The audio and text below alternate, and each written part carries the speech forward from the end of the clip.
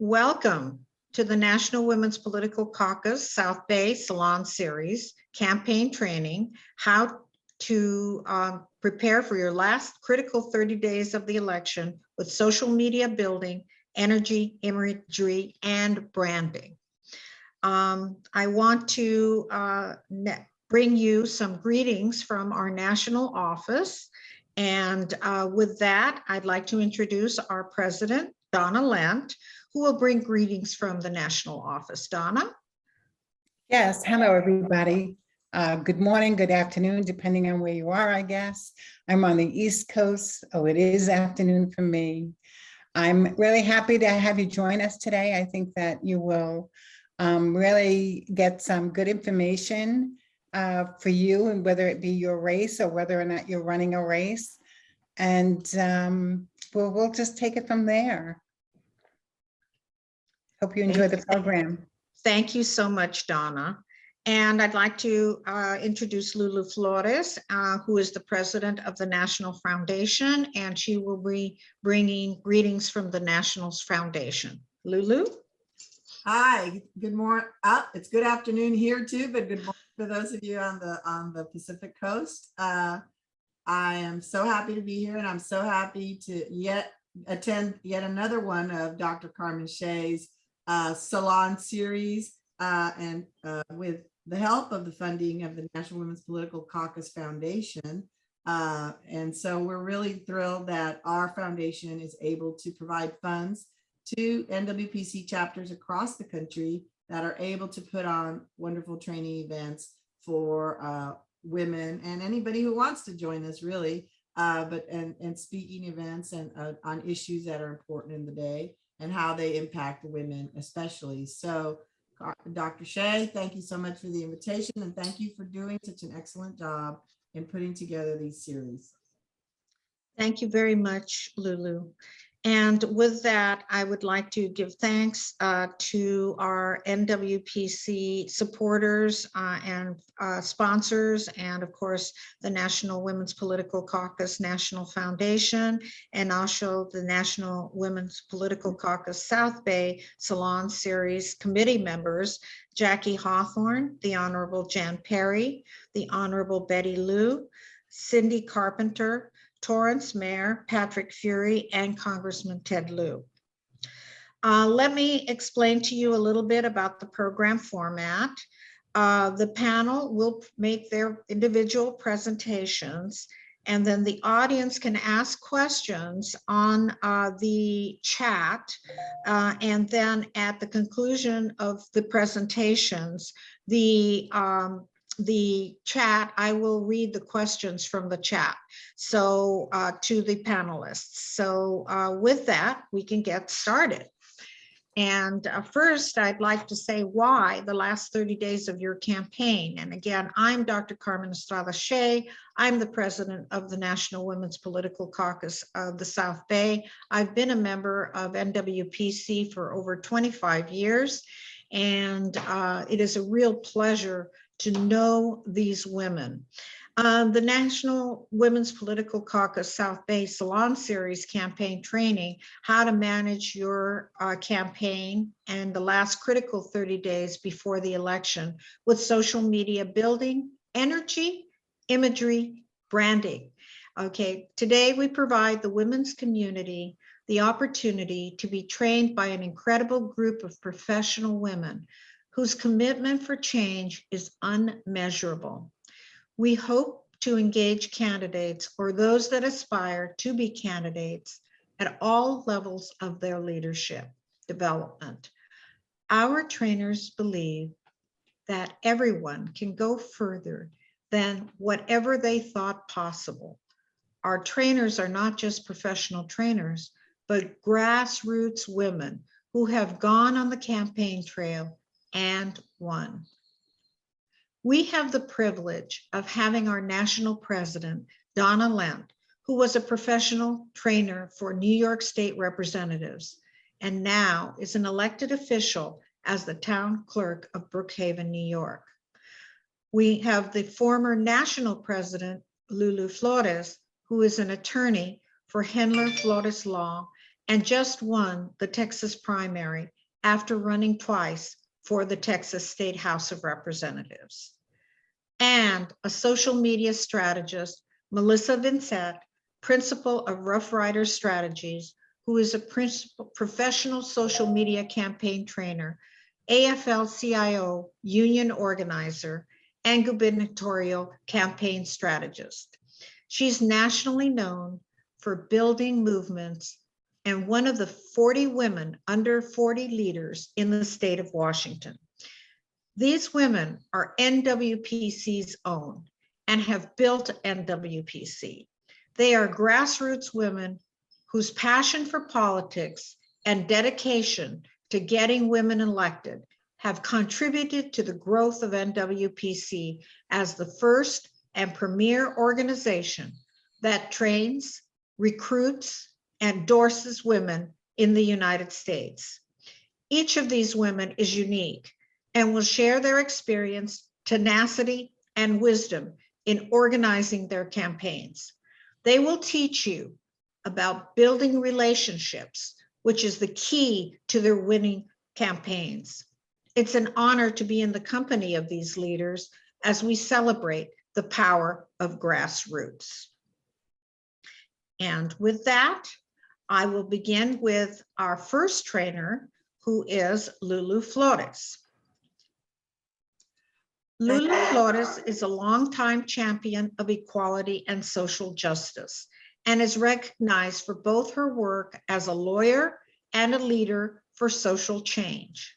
She's the past president of the National Women's Political Caucus and is currently the president of the NWPC Foundation.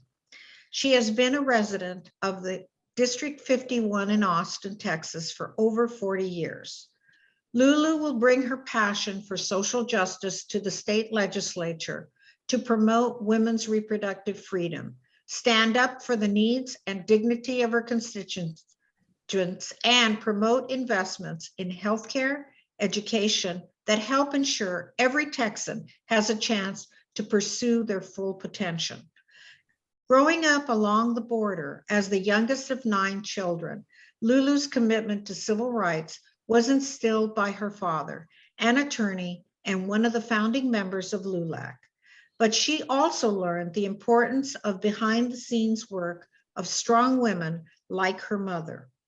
Her 25-year career in the legislature began as the chief of staff for Representative Irma Rangel. Hooray, Irma, the first Mexican-American woman elected to the Texas House. Lulu continued her career in political service as Director of Legislative Programs for the State Bar of Texas and Assistant Director for Alternatives, Fuels Policy and Legislative Affairs at the Texas Railroad Commission, before joining her husband, Scott, as a partner in their law firm, Hendler Flores Law, PLLC. And Lulu, would you share your experiences, please? Thank you, Carmen, and thank you for asking me to be here today with you and share my experiences. Of course, I have run many campaigns, as Carmen says, and I have to say it's actually been 4 times, and this last time I was successful. But I came really close the last few times. I first ran 30 years ago in a special election, and then I ran 2 subsequent times for the actual seat. I came very close those other 2 times, but as you know, elections are tough, and I lost by 117 votes in a runoff the last time I ran 20 years ago.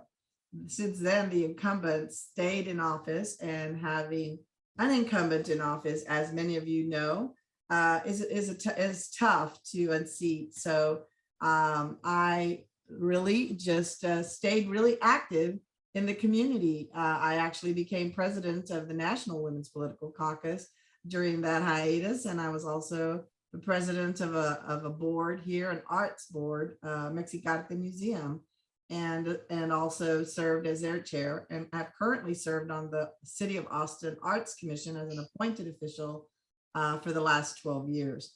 And including in all of that, I've remained very active in organizations such as LULAC, the NWPC, and other a myriad of other civic organizations. So I have stayed active in the community, and that was a huge plus for me when I jumped in after this state representative decided to run for Congress. So that was the thing, you know, they say timing is everything, and timing it is, because I was, as soon as I heard that he was considering moving, I made a quick move and jumped in and started getting the early endorsements of all of the women and other elected officials that I had helped elect in the city. I have held numerous fundraisers in my home. I have supported folks, and as I said, been very active in the community. So I've given my endorsements to a lot of candidates. Most recently, our sitting state senator, who represents the majority of my district, who was, you know, did come back. And, you know, they say payback is everything. And it really helped, because I had almost all of the Travis County delegation supporting my campaign, as well as my state senator, as well as many other elected officials, like the new DA here in Austin, who I helped elect.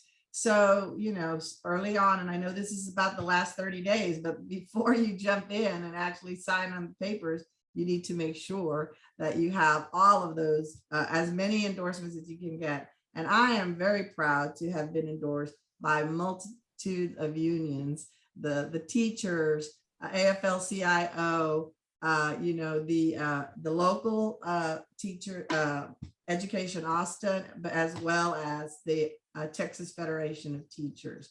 I got the firefighters behind me, and I got other, you know, the state employees union and other unions that were supporting my campaign. So that was also a big help, because it's putting together those networks and those endorsement processes. I don't know, I don't think anybody has as rigorous an endorsement process as the city of Austin or Travis County. You have to go through the ringer with every single organization, and be at a million, you know, forums. And fortunately, they were done by Zoom, because a lot of times they're at conflicting times, and, you know, time management is huge in a campaign. And so saving that was one advantage of having, you know, Zoom meetings, and learning to actually campaign via Zoom in that respect. So very, very fortunate to have, like I said, the endorsements of a lot of almost all of the local Democratic clubs in Austin, and there are many, to support my campaign, as well as the strength of the unions behind me as well, and the attorneys. I am, as Carmen said, an attorney. I am a graduate of the University of Texas School of Law, and we have a strong network there. But my husband and I are partners in a trial law firm.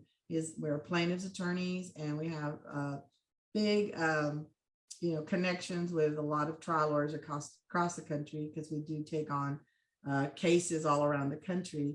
So that was huge as well, because as everybody knows, the candidate's job is to raise money, contact voters, and of course win those endorsements. So again, my connections with the legal community in Austin and the state and in the country helped with the fundraising efforts. So very, you know, much had to have a presence and every day trying to raise those dollars to run the campaign, because you are going to need the money to help you, push you, and make sure that you're going to get through those final 30 days of the campaign, because nothing worse than running out of money and not being able to execute your plan, which of course the campaign plan is everything. And so setting a good budget, having a great team. I had a really excellent team. And so that included, you know, social media experts, policy experts, you know, that had worked around the Capitol. And so they were an integral part of my campaign. Persistence, as you know, Carmen mentioned, and I mentioned, I've been at this for 30 years almost. I wasn't sure I would get another opportunity, but when the opportunity presented itself, I made sure I jumped. And but in the meantime, I also made sure that I was very active in the community, And really just because those were my interests and I was interested in those issues. But kept a profile and made sure I stayed involved. And again, supported other candidates, because that's huge. Raising money and supporting other candidates is another way to make sure that when your time comes, they will be there to help you out. And those endorsements were key, and they were key for holding events that featured a lot of these elected women and others who I had helped. So energy and branding. Well, of course, you know, I didn't change my my logo. I stuck with, you know, and so people were still familiar and still remembered me. And I kept my notorious color of purple, because purple is a color of passion and choice and everything else. So that was a big part of my campaign. So of course, the purple signs were everywhere, and people remember that about me. And of course, I wore my signature purple blazer a lot. And so just reinforcing the image. And I had a beautiful sign for Zoom meetings that somebody had hand painted for me. It was actually my logo and a picture of a huge campaign sign. And it was on a beautiful purple canvas. And I used it as a backdrop at every endorsement meeting. And so it was just there, and I basically dominated because I had Lulu Flores for state representative behind me and reminding people of my name as they saw me on the screen. And so I think that was a big help to make sure that, you know, my brand was out there, they knew who I was, and reinforced it at every time. And I actually felt really good about making sure that, you know, that my name, repetition is everything, and that it was out there. And as people were watching, you know, you remembered that. So the energy part, you have to, you know, those last 30 days are critical. You're out on the streets. I was out on the streets every day talking to voters. And a lot of times the way you sustain that energy is if you make some time for yourself at part of the day, because you have to make sure that your brain and your body is working and that your stamina is up. So, you know, my go-to is, of course, either riding the exercise bicycle as I, you know, watch the news or Facebook or made phone calls for money. I made sure I was on my stationary bike to get that exercise and to get my energy flowing. Sometimes I would do it before endorsement meetings in the evening so I could get revved up. Other things are yoga, as I blocked out my time, and here I do online yoga and make sure that I was centered and calm, and making sure that my, you know, confidence was reinforced. And I also had somebody at the beginning of every day, we went over my calendar to make sure that I knew where I was, where I had to be. And I practiced with her sometimes those very important 2 1-minute speeches where you've got to have your elevator speech, you've got to get your message, and you got to make sure that, you know, you're on and that you're on time, because they will cut you off. And so that was super important, and that was very helpful. But making sure that you do have the stamina to continue and to walk and engage the voters, because you know, I love being out there engaging the voters. It's so important, and it really matters. Having face time and talking to your constituents is really, really important, and they so appreciate being able to meet you face to face, even though we're 6 feet apart with a mask on the whole time. But they nevertheless were able to see my eyes, and I would look them in the eye, and I would talk to them about what it was I wanted, you know, to accomplish, and I asked them about what it is they wanted from, you know, their elected representative. So that's all very critical, and that was what I think put us over the top. I ran in a field of 7 candidates. There were 6 opponents, and all of them were younger than I was. And it was, so, I mean, the issue of, I am 66 years old. I am proud of it. I am a proud Medicare babe. And I, you know, the issue maybe came up a couple of times, but I think I nipped it at the bud. You know, I feel like I'm a pretty energetic person, so I can come across that way. But, you know, when somebody dared raise that, he said, well, aren't you afraid that your opponents are going to raise, raise the age, your age, as maybe you're a little too old for this office? I said, well, first of all, I don't think so. Second of all, it's about wisdom and experience, and that does matter. And third of all, I can't believe you're raising the race card on me, because ageism is also not appropriate. And so, women have been told it's not your time. I was told that the first time I ever ran, that it wasn't my time, that I wasn't ready. And then in this last race, that maybe you might be too old, but that was quickly, I nipped that one in the bud and showed that I had the stamina and the energy. And of course, the experience and the wisdom that came through in every debate and every forum. The fact that I did have those 40 years of being in the community, working in my community and helping others and being there that many years, having other people's backs. So that all came to play, and I felt succeed. I won. I was surprised. The goal was to win without a runoff. And I succeeded by one, outraising my opponents, and two, by outworking them. I think as I said, I was on the street, and of course, getting all those key endorsements as well, based on my experience and my previous work in helping others. So very fortunate, and I won with 60% of the vote, which was surprising and amazing, because I just needed 50.1. But I was very thrilled that we were able to do that. And I do have an opponent in the general election. And so, the race continues, and I still have to raise some more money so that I'll be able to complete, my election.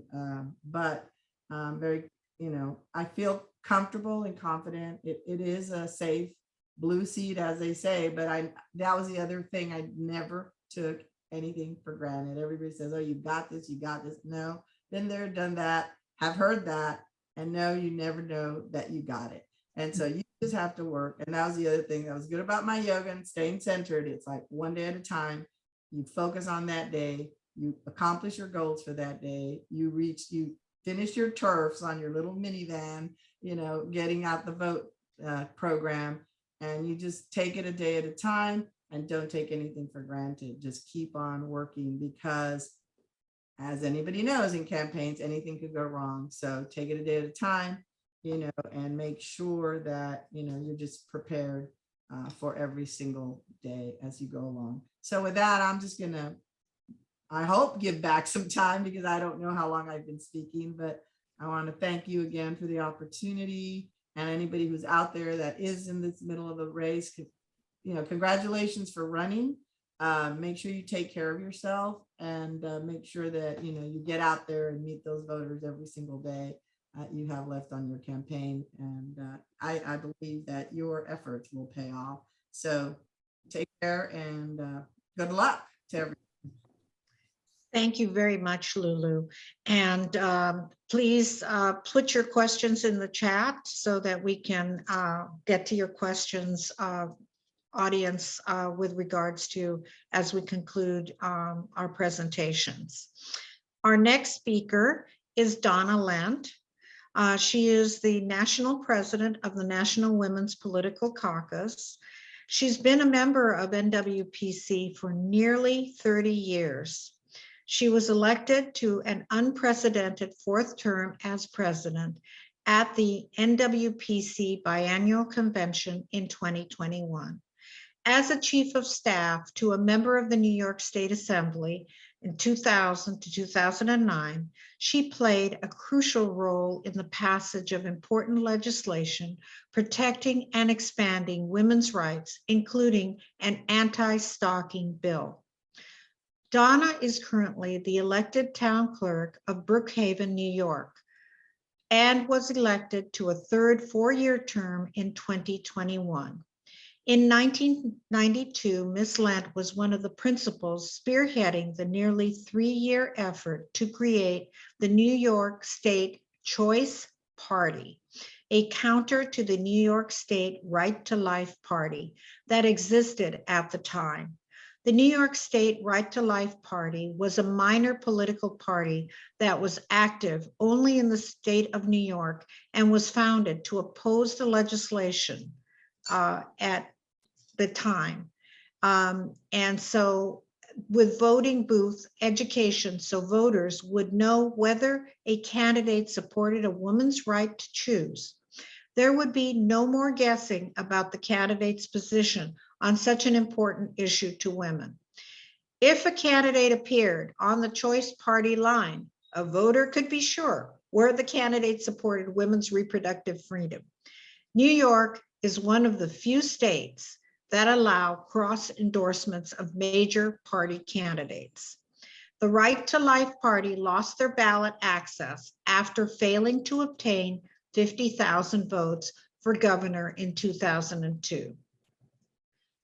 Donna has a long history of working to elect pro-choice candidates and has served as a campaign manager in many winning local, county, and state campaigns. And with that, I'd like to introduce Donna Lent. Thank you, Carmen. Well, let me start out by saying that, you know, that was a while ago, but it was such a wonderful effort and experience, traveling all over New York State to collect signatures to be able to get ourselves on the ballot. But that effort, you know, it was a failed effort, but I don't regret one moment of it, because after that, especially on Long Island, where I am from in New York, Democrats stopped endorsing anti-choice Democrats because they exist as well. So it was certainly worth the effort. And I can tell you, yes, I have run many campaigns, and for both men and women. Actually, there was only, well, two males that were involved in races that I was involved in. But we, you know, we work hard at it, and everything that I learned and to run it for a race myself, I learned from being a campaign manager, because you know, you really, it's a delicate balance dealing with candidates. And sometimes it doesn't always go so well, you know, the personality conflicts. But I'm going to start. I have a PowerPoint. If I'm able to share my screen. Yes. If you would do that, please. Are you good? You can share your screen. Okay. So let me just do that. It's telling me, yes, it says it's disabled. It's disabled. Just a minute.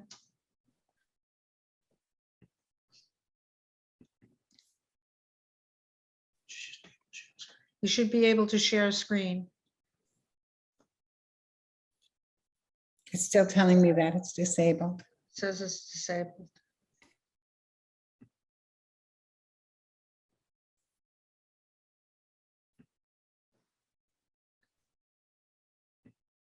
Tim? Well, I'll keep talking while he's getting that. Yeah, okay. out. So I will tell you that there is, Did you pull up the I've run many races. presentation? The only race that I ever lost was a special election for myself in 2005. It was a 27-day special election. A member of the county legislature had been chosen and given, he was moving up to being a judge. And I was asked to run and did. So in 27 days, that's all I had to put that together. And that race I lost. But every other race that I've been involved in, I've won. And when it came time to offer me a cross endorsement for a town clerk, that was absolutely the reason why the chairman of one of the parties at that time said it was better to have me as work together rather than to have me as an enemy. And my answer to that was because I kicked his butt in every race that I ran against him as a chairman. I myself am a member of the Independence Party, which was an official party in New York State. They're running again this year. It's a gubernatorial election, and we're running to, of course, reestablish ballot access once again. So I'm going to try to see if I can. See if you can get on now. Yes, okay, so who can share? For some reason, it's, okay. Is it coming up? Yeah, it allowed me to change it, so I'm going to do that. And Okay. let's see what happens here. So tell me if you can see my screen. I can see you. I don't see your screen. Nope, then that's not it. Go down at the bottom where it says share screen. I see. Got it. How's that? Okay, there you are. All right. So let me just move this away out of my way. So again, here we go. Planning for the last 30 days of the campaign.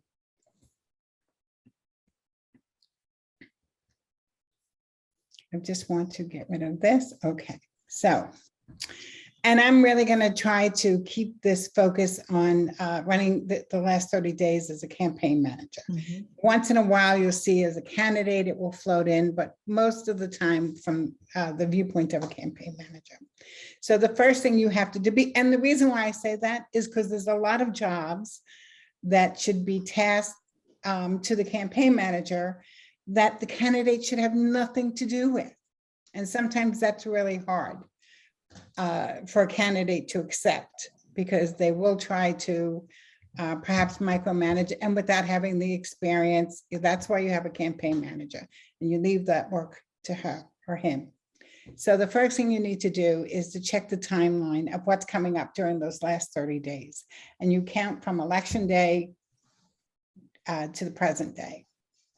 You need to make sure that there's time scheduled for big event prep, because that's all going to happen within the last 30 days. The debates, the meet the candidate nights, and other deadlines. For example, there will still be some organizations that do endorsements kind of late in the game. So you have to know where they, which ones those are, and prepare for them. Now, as the candidate, this standard things, and this is just not for the last 30 days, but all the way through. Watch your image, voice, your confidence level, and your overall presence in front of groups. You can practice in front of a mirror or even a Zoom screen so that you can play it back and watch it. It's important to always be on time. You need to make sure you're eating, you're sleeping, and a good routine is to get up at the same time every day.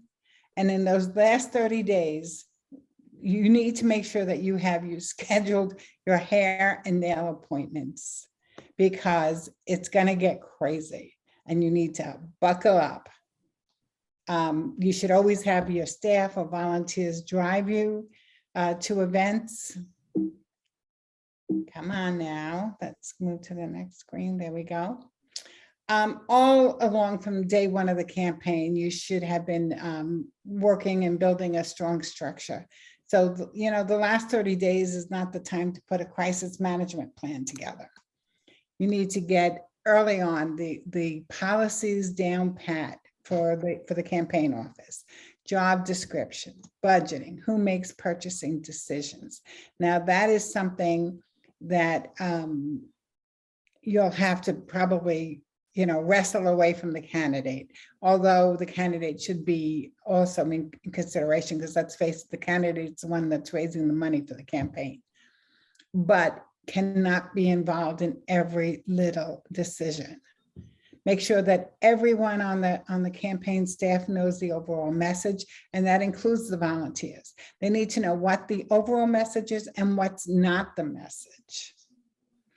And understand the budget limitations. As a campaign manager and a candidate, you can't just, have that expression, champagne taste on a bare pocketbook. You need to know what your budget limitations are, and always be thinking of how to raise money so that the things that you need to do to win this race can happen.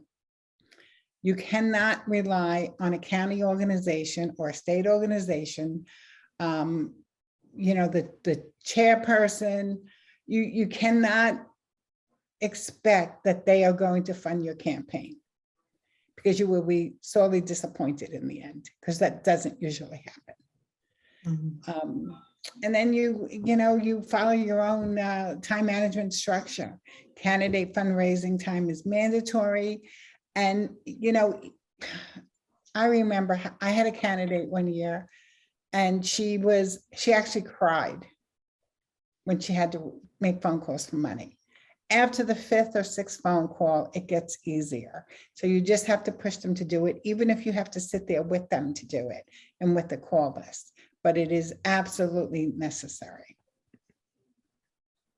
And check in with your team. You need to hold, as a campaign manager, you need to check in with the candidate each morning and evening. Lulu touched on this. You need to review what the schedule is going to be today, where they have to be, how they're getting there. It just is really helpful. Candidate cannot make those decisions. You need to make the decision and have it taken care of for them. So they know if they've got to be somewhere at 2 o'clock, you've already got it set up that you know who's coming in at 1:30 to take them to that event. And then the campaign manager should be holding, bi-weekly meeting with the entire campaign staff and bring in some key volunteers for that as well.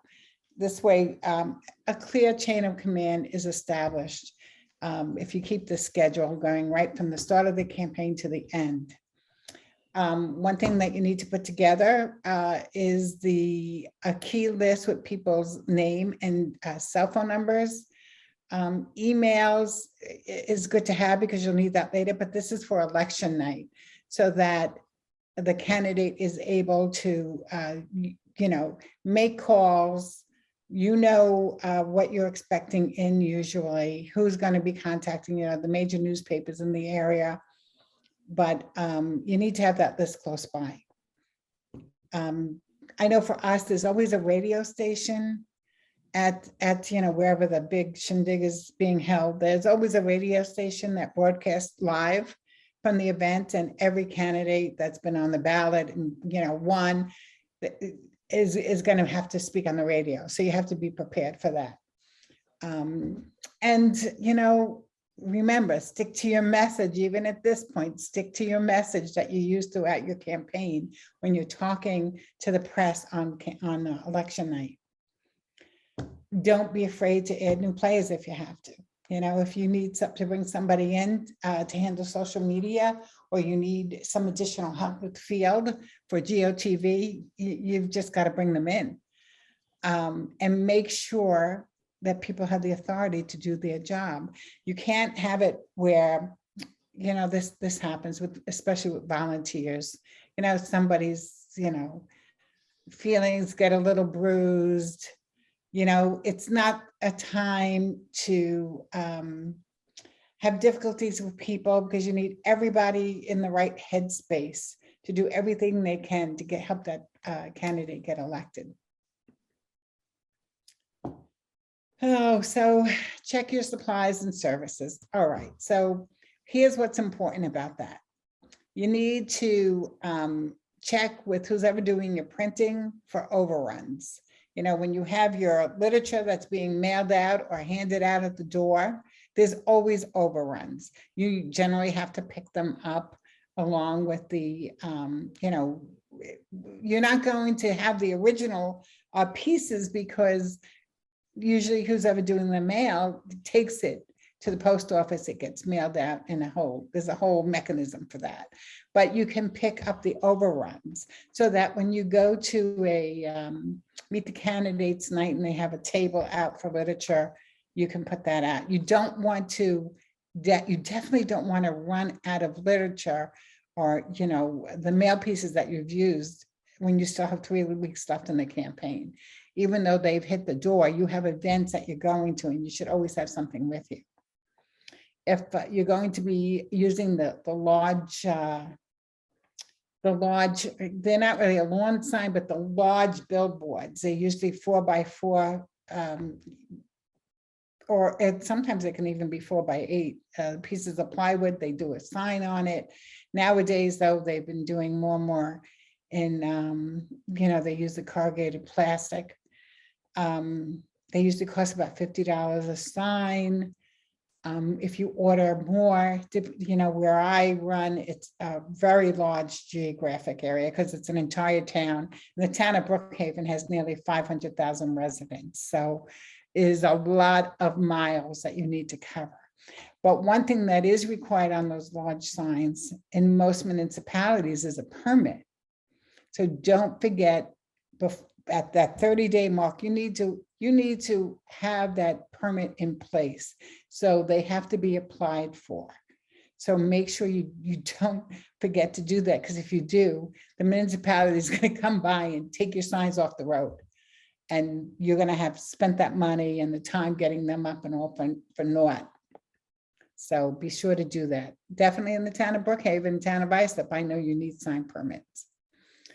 Doing the fundraising. So a lot of the money comes in closer to the election, because what's happened is, people pay attention. They see that you've been building momentum, and it's easier to give money to a candidate who is building momentum.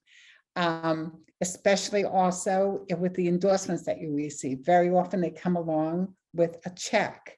And because endorsements very often, if the election is in November, they're not going to happen until September when they actually come out with their endorsements. And then in October is when you should be getting a contribution from that organization, that union, that group, whatever it may be, to your campaign. So a lot of the money does come in at the end. Because you have been building momentum throughout this period, holding events, they start to get better attended. If somebody tells you that, and it could be an organization that you've got an endorsement from, that they're going to, because I've done it, they'll tell you, yes, they're going to get a check out to you. Ask if you can pick up the check or send somebody to pick up the check. But most of the times it might have to be the candidate. I've met many union rep in a parking lot just to pick up a check. And those checks come in very handy, especially during those last 30 days. Doing phone calls. Nothing has changed from the start of your campaign to the end. You need to do certain calls a day. What somebody did for me during that special election I told you about that I lost, she gave me a goal. I had 27 days and she needed me to raise $10,000 in the first week. And that was really helpful, because I went into the union office, sat down, used their phones, and raised that money. And who did I raise it from? Well, because I've been involved in politics for a long time, of course, the people that I had supported all those years were the first people that I called on my list. Because number one, they're going to write you a check out of their campaign accounts, especially those that aren't running that year. They're ripe. They're ripe for asking to support your campaign with a check. So do that. Set a goal, a target for them to raise, whether it be by the day or the week, and know that once they raise that, you got to back off a little bit so that they know there's an end in sight, that maybe they'll get a 2-hour break one day from making calls because they've already reached their target for the week. And that's, of course, based on the budget of the campaign. If things get really tight, a candidate should be thinking about how much money they have to invest in their race, by giving a loan to the campaign. My feeling is, if you cannot invest in your own candidacy, you shouldn't be running.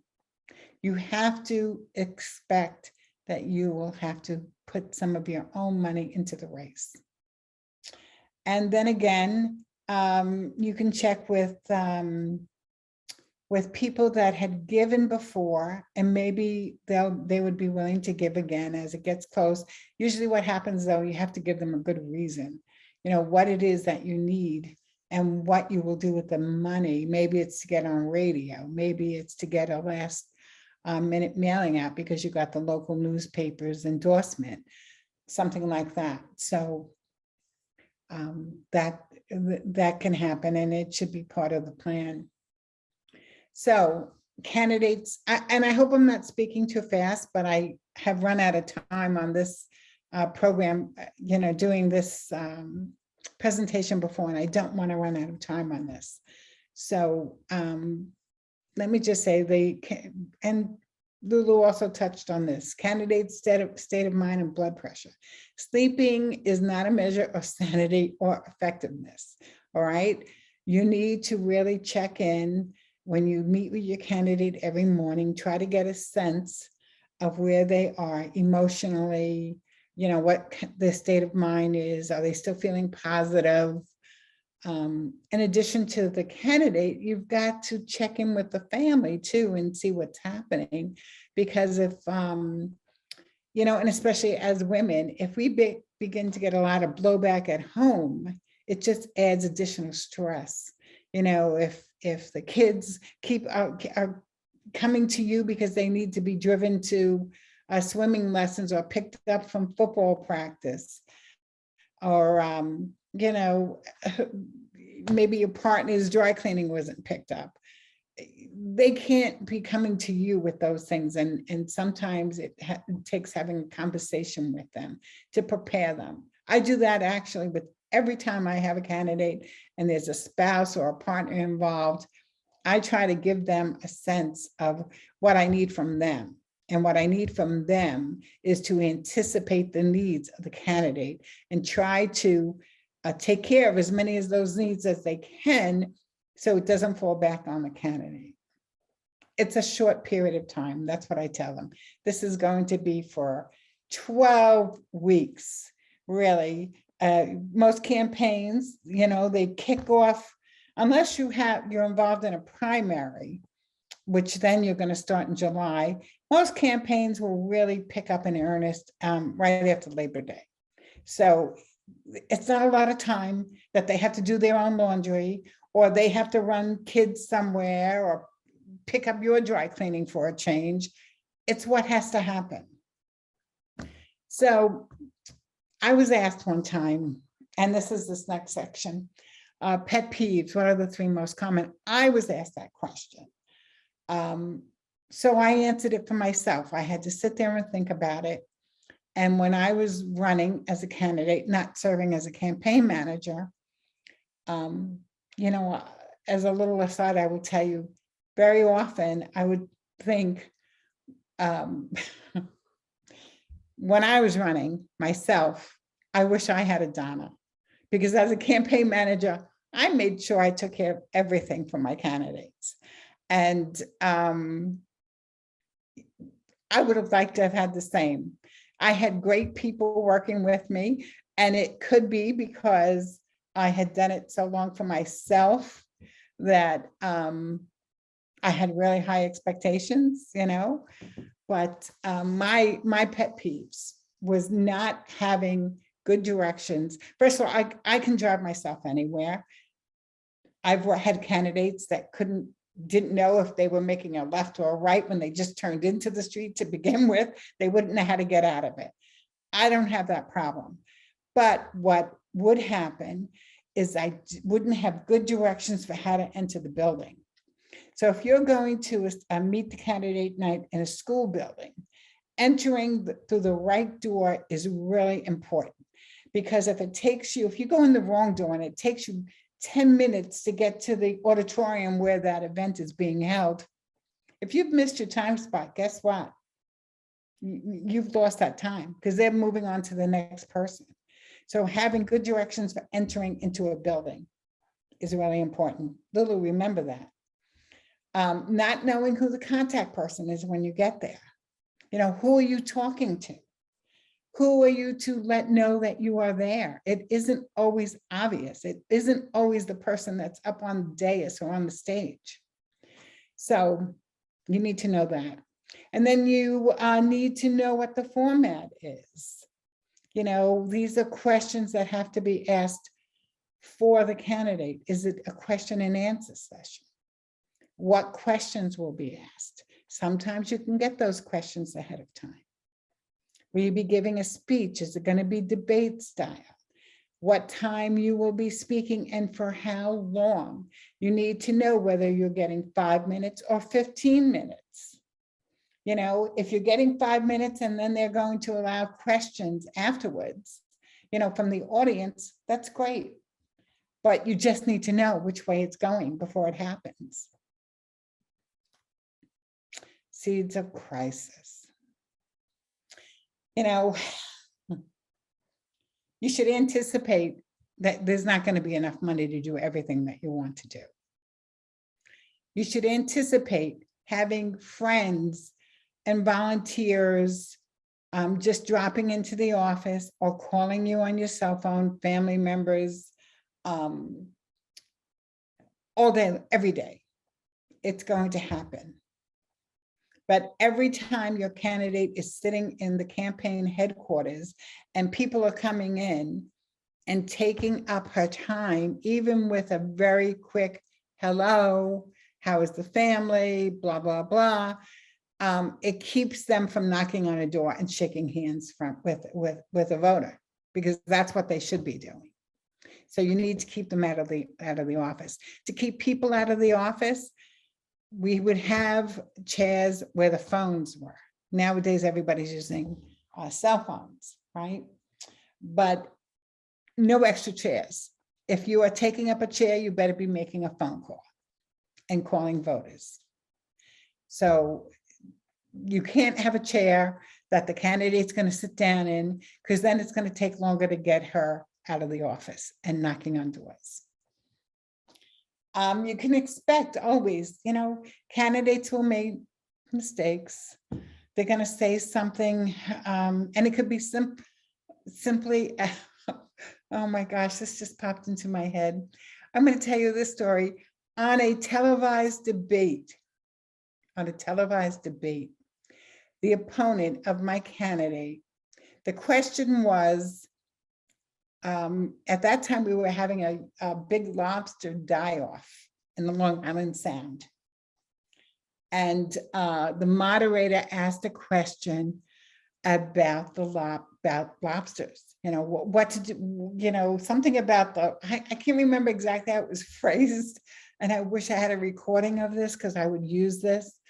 Asked about something having to do with the lobster die-off. And my candidate wasn't expecting that question. It wasn't something that we had talked about with the team. And her response was, oh, I like lobster. I like lobster. I eat it all the time. That was not the question, whether or not you liked lobster. It was, oh my God, if you talk about holding your head, it was the worst possible answer. But it was her first televised, it was really her first debate. It was early on, and very nervous. And that's what happened. So that's why it's really important to do all that research to try to figure out what you will be asked. So they are going to make mistakes, you know, they'll snap back at something, or even with you, they'll refuse, you know, they'll say they don't want to meet with voters that day, or something may have happened in the press, or a mail piece from their opponent hit. And you have to be careful on those days.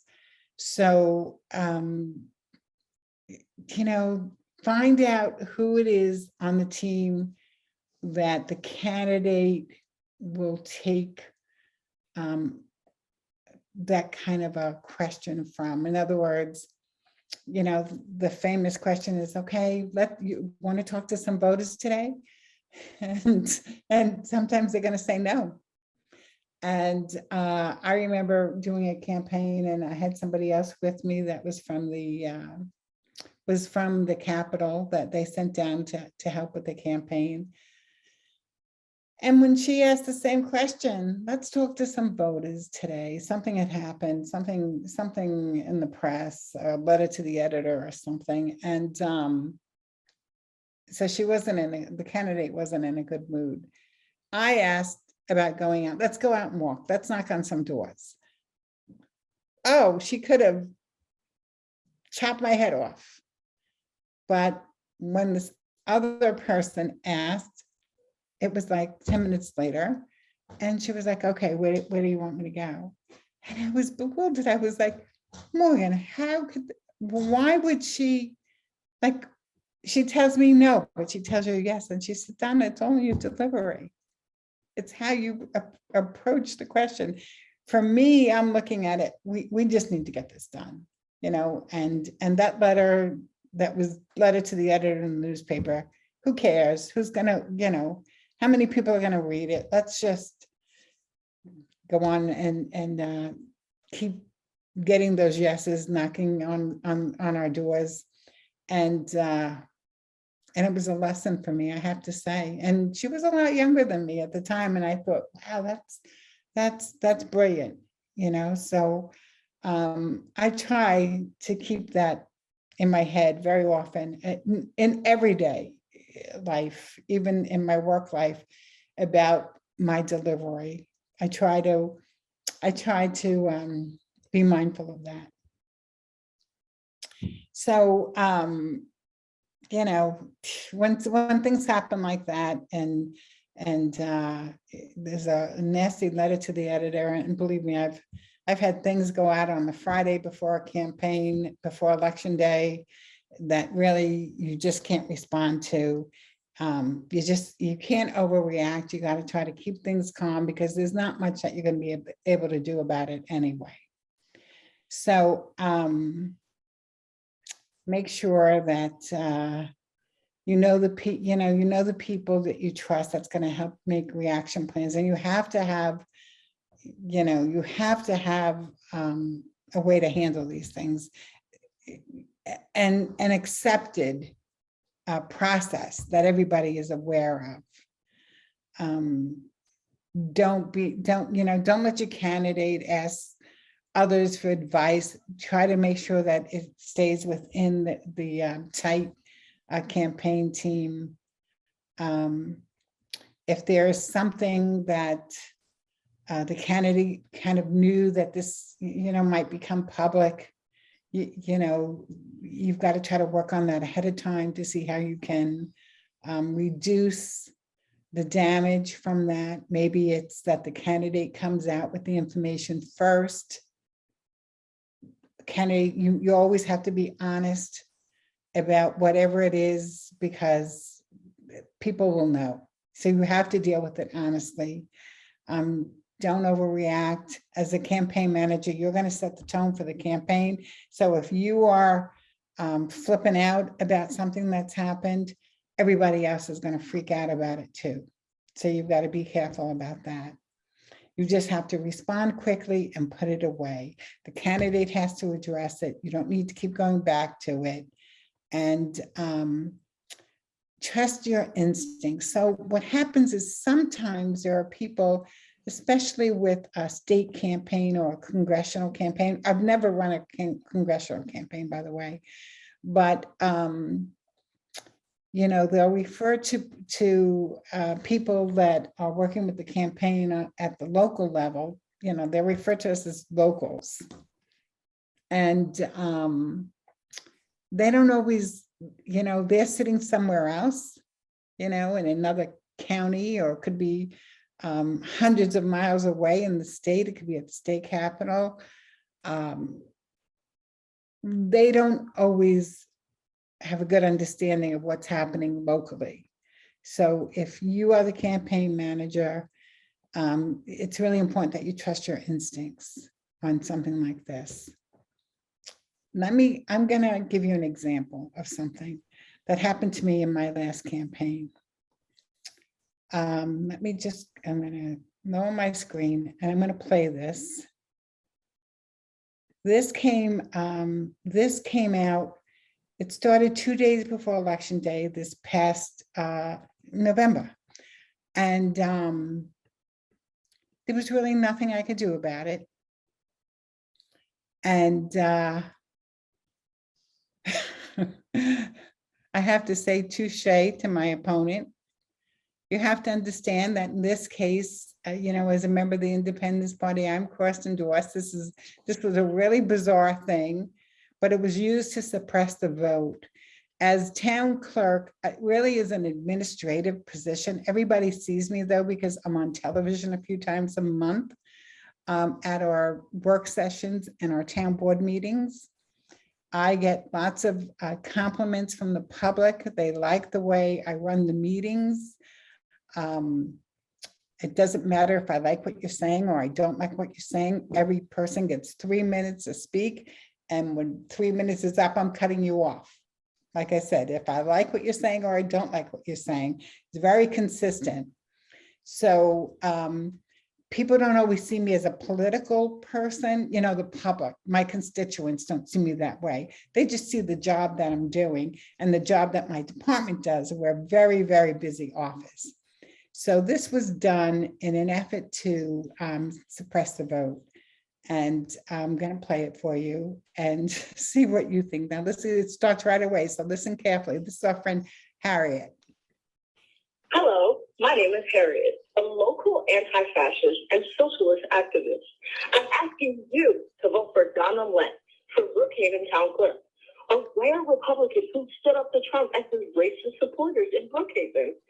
Talking to the blonde Canadian atheist, Donna said opposing Trump was a must. That there is nothing more important than removing him from office. It takes courage for an elected Republican on Long Island to call Trump supporters what they are. Supporters of a bigot who was destroying our country. On November 2nd, I ask you to take a stand with the movement to bring socialism to the suburbs and vote for Donna Lent, a Republican the left can trust. So, first of all, I'm not a Republican. And I wasn't a Hillary delegate, although I wish I was. You know, I was certainly at her convention. And I have to say that I don't, you know, a lot of what they said there, you know, it's not that it's not true, right? But I know I'm sharing my screen and you're seeing everything here. So let me just try to get rid of that and go back to my, here we go. You're seeing my, and how I found out this was happening, people were contacting me through Facebook Messenger. Now those calls went to every, I guess, Republican, conservative voter.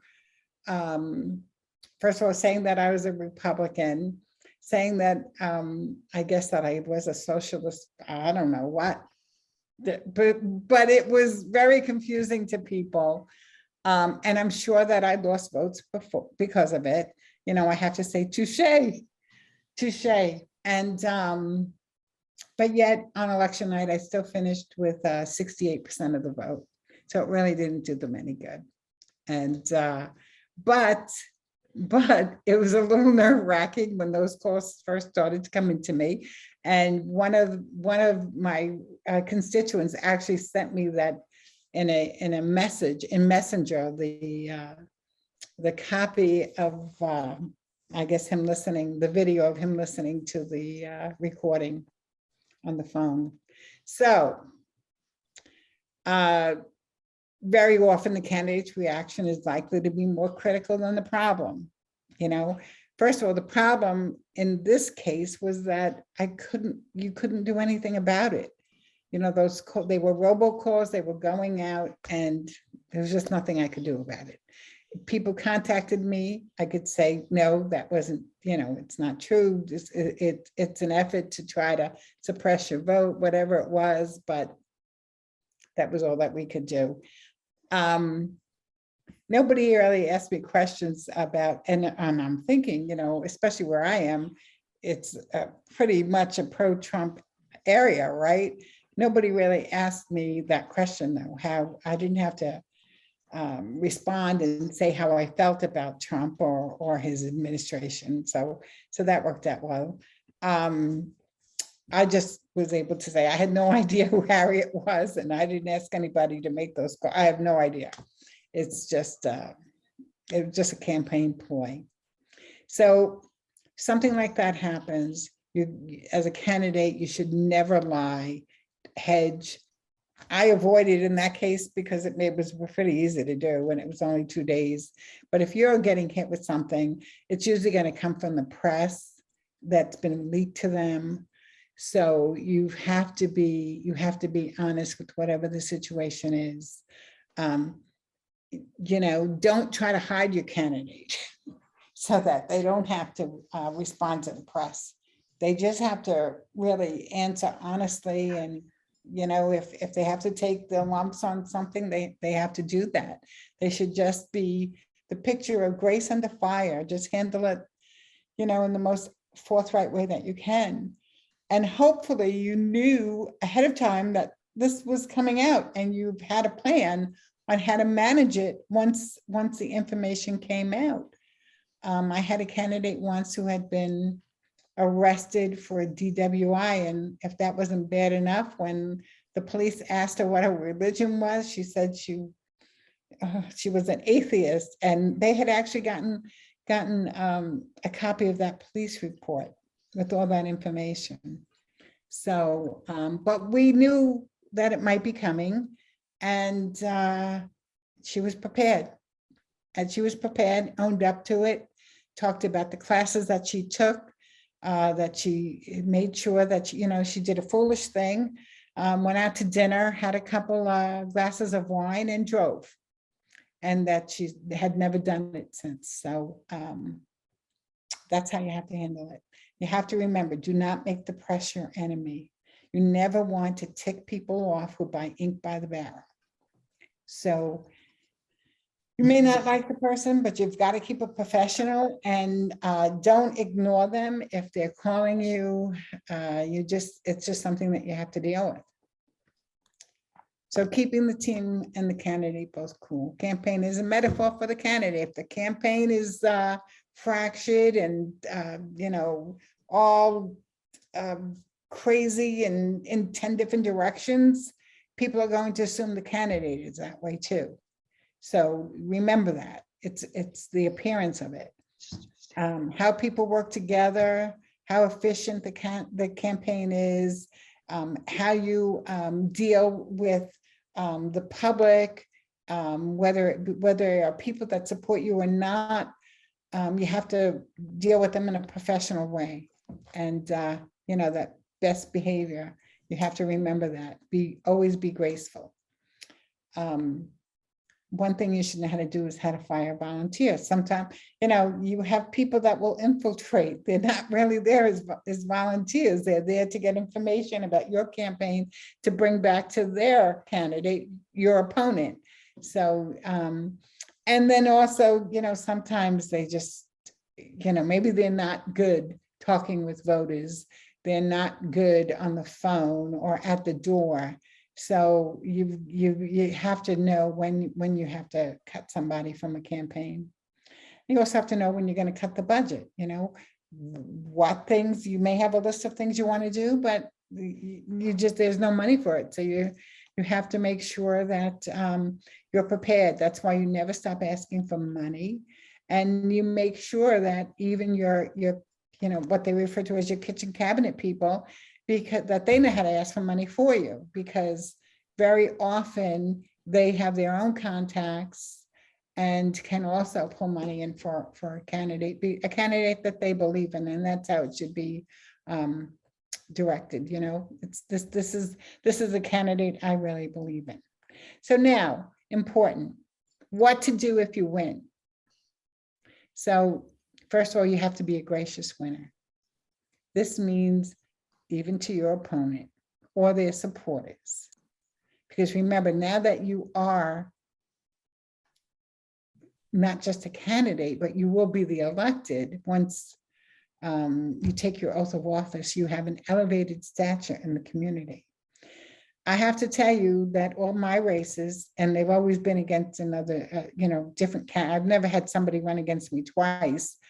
I've never had anybody call me to say congratulations, and that's okay.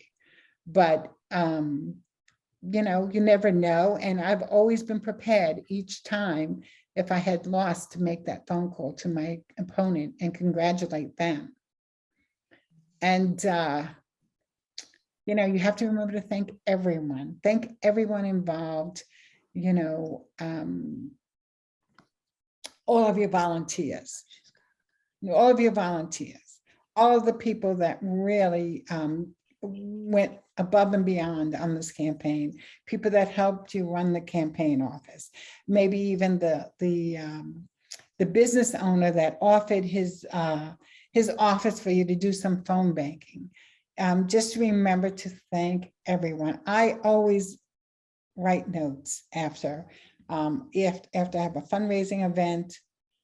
I know some people will do letters. I know it's a lot of work, but I do handwritten notes to everyone that donates to my campaign. It has gotten me more surprised contributors. You know, they'll contact me again to say they've never had anybody do that before. So I know that it's appreciated that you've taken the time to do that. You have to remember that, you know, there's going to be tough decisions that you have to make, and you just have to try to make them as wisely as you can.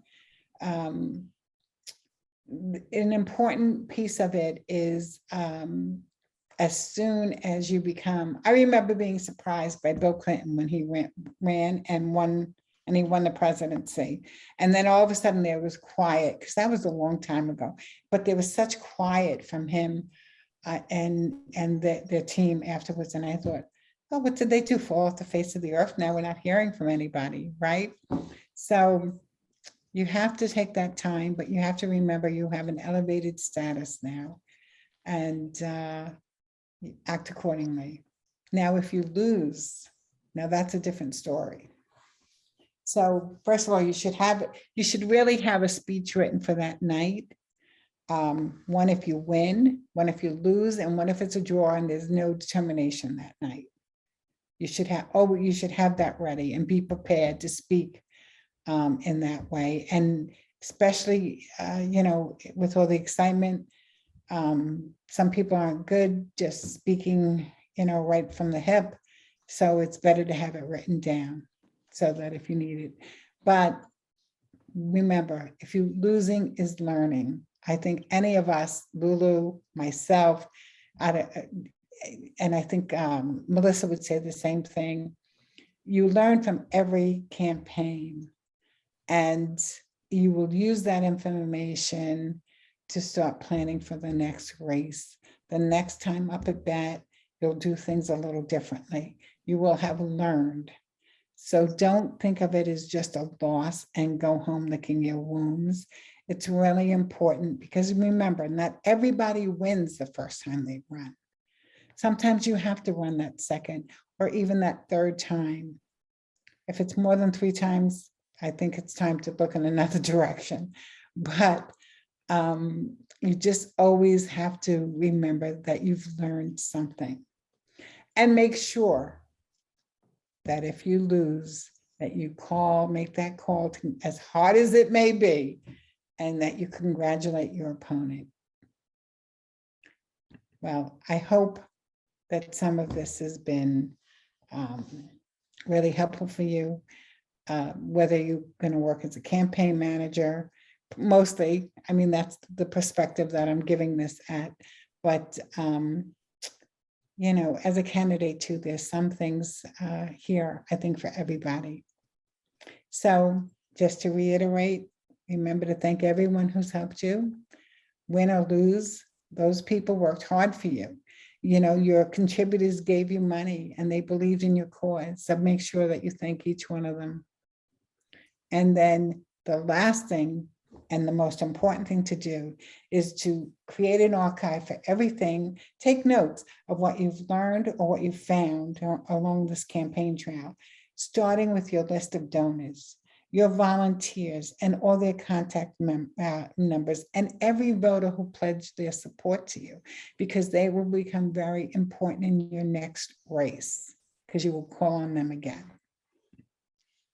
Thank you very much. Thank you very much, Donna. This is really, really words of wisdom.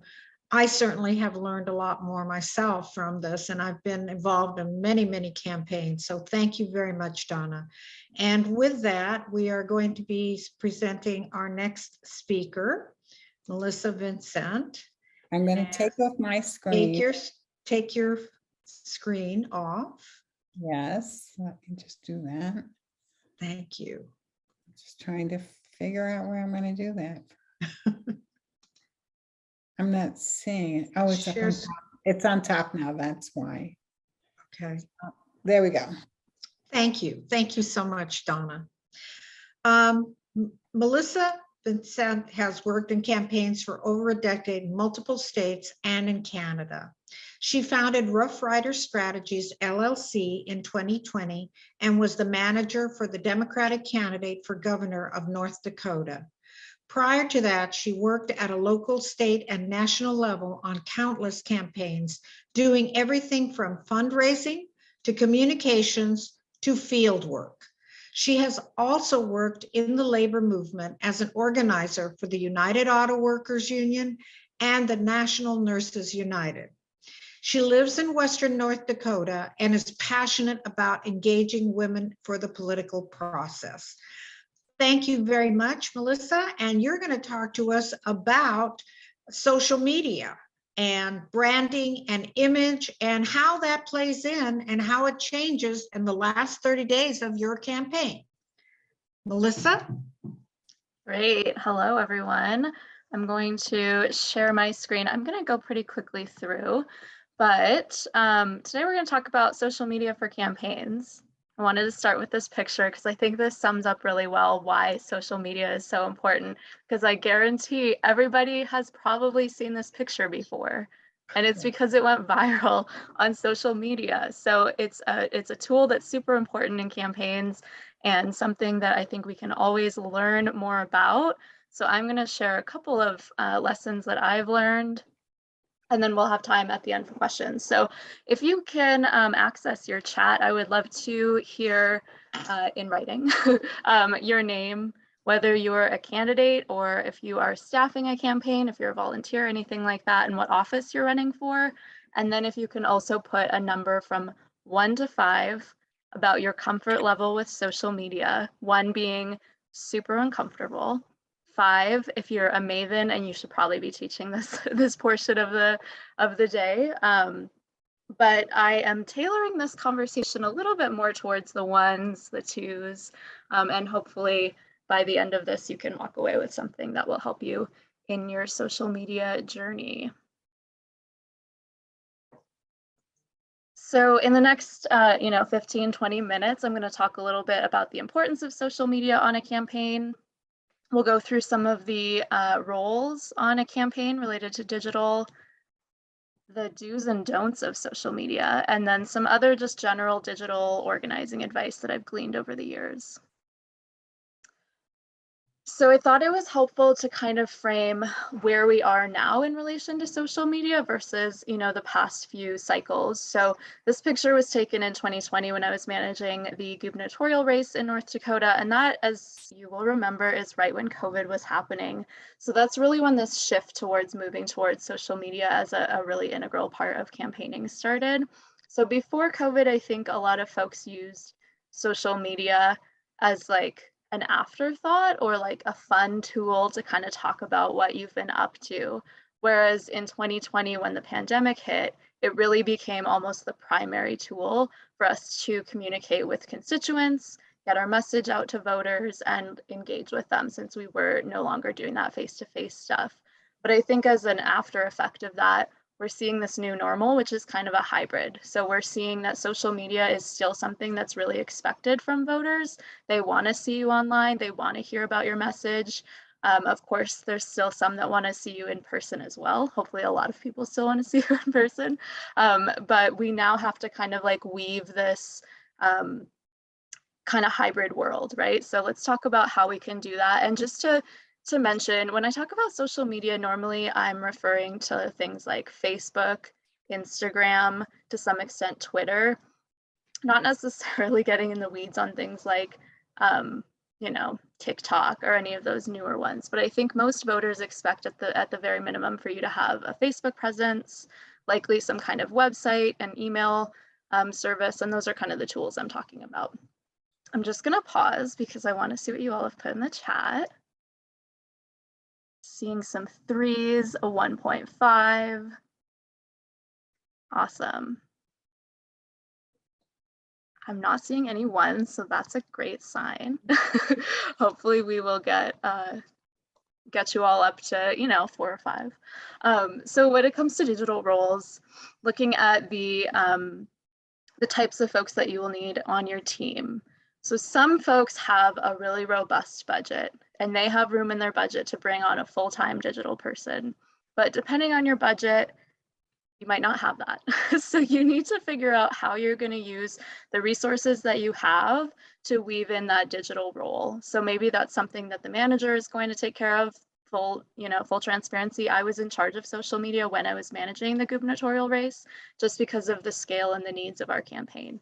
So if you have the resources, I think it's really helpful to have a skilled digital person that's in charge of that and has ownership over it. But realistically, not all of us do. So look at your budget, look at the scale of your campaign. If you're running like a small local campaign that you could easily knock on all of the doors and talk to everybody, you don't need to hire someone for digital. Likely you can kind of weave that into what you're already doing. And then also think about your timeline. So do you have enough time to really establish a comprehensive digital campaign, or is this just something that you only, you're in the last 30 days, you need to ramp up quickly? So just think about all those factors, but also consider what is the candidate's role in social media. So I think similar to what, Donna and Lulu have talked about, it's just really important to set the expectations with the candidate on what they are doing. And similar to what they've said, my philosophy is that candidates are uniquely poised to do 2 things, to get endorsements and to raise money. So the more you can focus them on those things and away from the nitty-gritty of social media and coming up with posts, responding to comments, the more that you can keep the candidate away from those types of things and steer them to the things that are really impactful, the better. But establish that early on so that your expectations are really clear and you have that foundation going forward. And then look at the scope of how you're going to use digital. Just like everything else in a campaign, have a plan, write it out, make sure that it's really clear to everybody who is doing what when it comes to digital.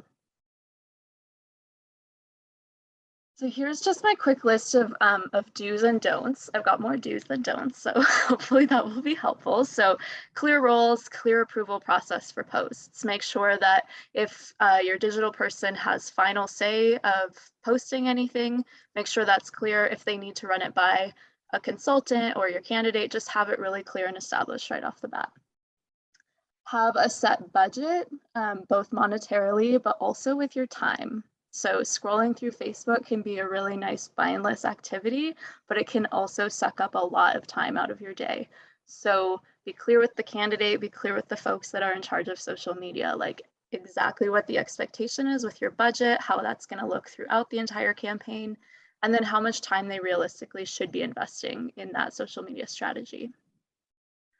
Leverage free help. A lot of volunteers love being able to help with social media. So think about how you can have folks help with research or like monitoring your opposition, any types of things like that. There's a ton of tools available that will help with social media. Some that I like are Hootsuite, which is kind of a scheduling tool, which can help you if you at the beginning of the week know which day you're going to post what.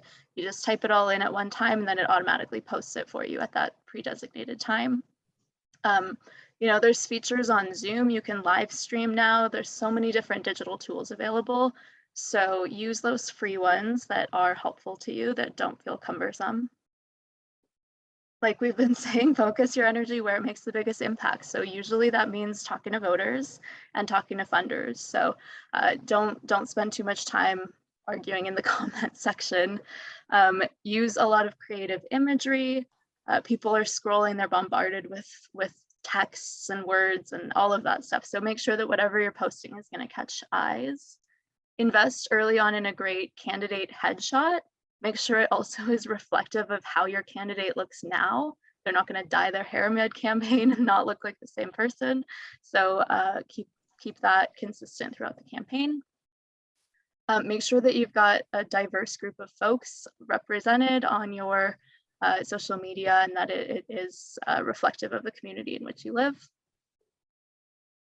Couple more do's. So I'm a big fan of having a calendar at the beginning of the month, usually, that outlines exactly what you know, special days or holidays, things like that are coming up that you can leverage. So Armed Forces Day is one that's coming up. I think it's like the 18th or something of May. I would put that on my calendar, make sure that I'm doing a post that day about Armed Services Day. You'll see on the top right, our candidate had her birthday mid-campaign, so we used that as a fundraising opportunity with this graphic. So just like look at those different opportunities. It's always helpful to have that planned out as far in advance as possible so they don't slip by you. Facebook, a lot of social media providers give you a ton of metrics and data, so rely on that when you're looking at number of people who've seen your post, who's shared it, where they are. Just I would rely heavily on that kind of data to inform your decisions. That is the same also if you're investing in like paid ads, you can kind of see what's resonating, what people are clicking on. So I would rely on that heavily. Make sure you have a purpose behind each post and a goal. It doesn't always have to be, you know, I'm going to persuade all the voters to adopt this part of my platform.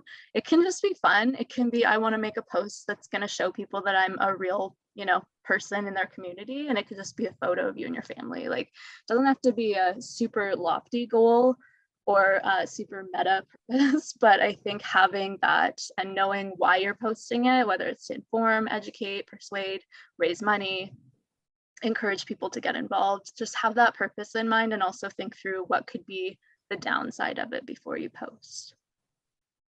Facebook has a feature called hide comments, which is kind of a sneaky little tool that I can hide comments on a post on a page from anyone who's not friends with that person. But that commenter still sees their comment and their friends still see it. So they don't know it's been hidden. But if you have someone who's particularly nasty or confrontational, you can often just hide them and it sort of goes away on its own. If you do need to block someone from your page, just have a set of criteria that everybody is clear on. Make sure that you're taking screenshots so you can kind of make the case for why someone was blocked. If you need to block someone, you need to block them. Like that's the reality of the you know, type of digital society we live in. Understand who you're talking to, your universe of voters and their digital needs. So if your constituency tends to use Instagram, you'll want to be on Instagram. If they use TikTok, you'll want to be on TikTok. If they just use Facebook, make sure that you're putting your effort there. So just understand sort of the demographics and where people are coming from. Like we've been saying, have a plan, include contingencies so that if you have any type of unexpected crisis, you know that, and then take things offline as possible. So if somebody has a really deep question, I wouldn't hesitate to send them a message and ask if you can schedule a phone call with them, invite folks to come to events that are coming up, just try to get them in person because social media comments are not necessarily the place for a two-way conversation, and it's often easier if you can talk to that person over the phone or in person and take things offline so you can have a more meaningful conversation. So when it comes to things that you should not do, like I said, you can kind of get sucked into the void of social media and go down some rabbit holes. So just be really mindful of how you're spending time online. Especially a candidate and especially candidates' families, it can be really hard to ignore some of the hate. So be really conscious of that. Don't let social media replace authentic two-way conversations. We've all seen those, you know, comment threads that are not pleasant and don't really give, there's no winner at the end of the day. So don't let it replace those authentic conversations with people that you're working to win their vote. There's so many different social media platforms. You're not going to get to all of them. You know, AOC has been a big proponent of TikTok because she has a very, very robust digital team and money for it. And she also has a constituency that tends to be on that platform. But I would say not to worry if you haven't mastered every social media platform. It's better to do a couple properly than spread yourself thin across too many. When you're specifically crafting messages, I have an example of this, but watch for words that imply desperation or show a lack of momentum. So people want to be on the winning team. People want to be part of the excitement, part of the movement. So if you use words like please help or we need you, there's times for both of those, but you just don't want it to sound desperate. Ensure consistency in messaging. You know, whether it's your email, your press releases, your website, you just want to make sure that everything that you're doing is consistent across all of the different platforms through which you're communicating with the public. Post at the right frequency, which can be subjective, but my rule of thumb tends to be like once a day, twice a day, max, unless there's something really exciting going on, in which case it's worth posting more. But just make sure to use your judgment, look at those metrics, don't post too often, don't post too little. You just want to kind of hit that balance and check your engagement, make sure people are still responding positively, and use that to inform how often you are posting. And then I would say the don't here is don't let like robots and people from outside of your district distract you. So the do is look for questions from real voters who actually want to talk to you and get an answer to their questions. So when I talk about desperation versus momentum, I gave just 2 quick examples. So we've got the one on the left that says, help, we need more volunteers to knock doors tomorrow at 8 a.m. We're short of our goal for the week and need all hands on deck. It's not terrible, but then I reframed it to, we're going to win this campaign by listening to what voters' top issues are facing our community. Can you join our team of volunteers to visit with voters in your neighborhood tomorrow at 8 a.m.? So I tend to prefer that wording because it's more like join this team that's gonna win. That's more exciting to me as a potential volunteer, to join a group that's already going out. Sounds like they, you know, have a strategy. They're gonna listen to voters. They're gonna talk to people. I just think that is a little bit more of a like momentum winning team mentality than the one on the left. And then I'm just going to go through some quick lessons learned in my time on campaigns. So monitor your mental health. We all know there's negative impacts of spending too much time online. So take a break, go outside, have some fresh air, look at the trees, the beautiful spring weather you're hopefully having, and get grounded out there. Always proofread what you're posting. I'm a fan of reading things backwards to make sure that every word is spelled correctly. Read it forwards as well to make sure it makes sense, but do whatever you need to make sure that what you're putting out looks professional and clean. Don't post if you're feeling a strong emotion. Wait until you're centered. If you're super angry, chances are it's gonna read that way, and it's not necessarily a good look to be anger posting. I've not successfully handed off social media roles to volunteers, but I think there's a way to incorporate volunteers into your social media strategy so that you have, you can free up time from your paid staff a little bit. So you could have volunteers researching things going on in the community, researching special, dates coming up that you want to incorporate into your plan. You could have them combing through comments. There's a lot of different ways that you could put volunteers to work. Volunteers tend to like the idea of helping with social media. Sometimes I think using it as like a reward. If you knock doors this weekend, then next weekend I'm going to work with you on our social media plan. Something like that that's engaging them and kind of like moving them up the ladder to be a stronger, more core member of your team. You can just tell people to share your content and they will, if you do it sparingly enough. So that image on the top right, we just posted it and said, share this graphic now. And we got a ton of people that just shared it organically. So use it sparingly, but people will share it and that will help you to get more views. Make sure you're fact checking everything. You don't want something going out that you read on the dark web that is easily disproven. You'll lose your credibility in that case. This has been said earlier, but there's no shortcuts. Running for office is difficult, and there's a reason why we have a plan and a process that campaigns have been following for so long, because that is what works and that's what gets folks engaged. Screenshots are permanent, so keep that in mind when you're proofreading and putting up content. Make sure that you're being really mindful of the fact that even if it's up for a minute, somebody might be screenshotting it and it lives forever. And then my ultimate tip, if you take anything away today, always have a phone charger with you.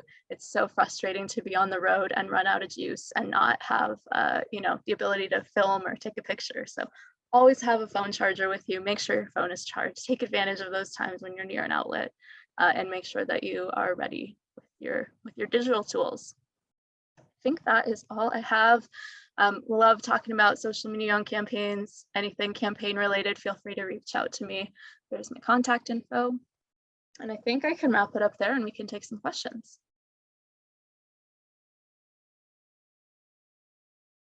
And Carmen, you're on mute if you are. And here I am, unmuted now. Okay, thank you so much, Melissa. This is really, really wonderful. And with regards to all of the information that you've given us and all the presenters. So now I'm going to be going through some of the questions regarding, and this is from Dr. Helen Esterly Williams. She is the Dean of Pepperdine University Graduate School of Education and Psychology. And her question is, are there any suggestions for developing a platform and any suggestions for developing a sound bites? Who would like to answer that? Donna, Lulu? Hello?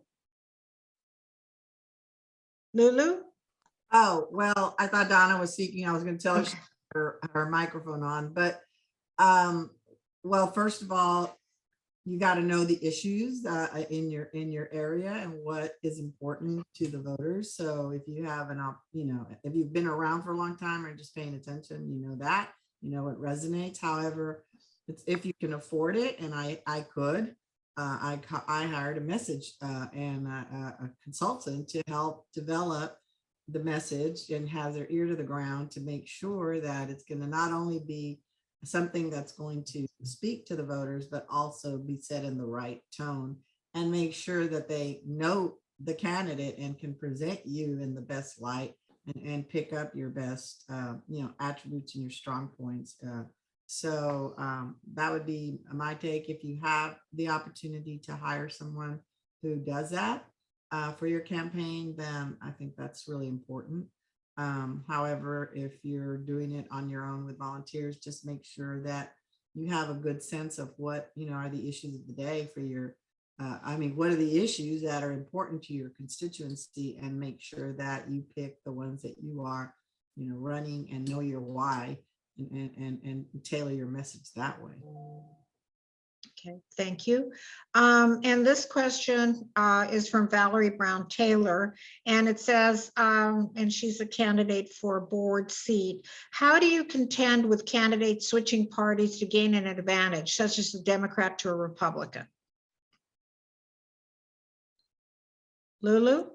Donna? If you got to say that, this was a step that the candidate did for expediency, you can say that. But remember, you also have congressional candidates that will run and then move into a congressional district. Stuff happens, it happens all the time. So, if you want to call it out, you can.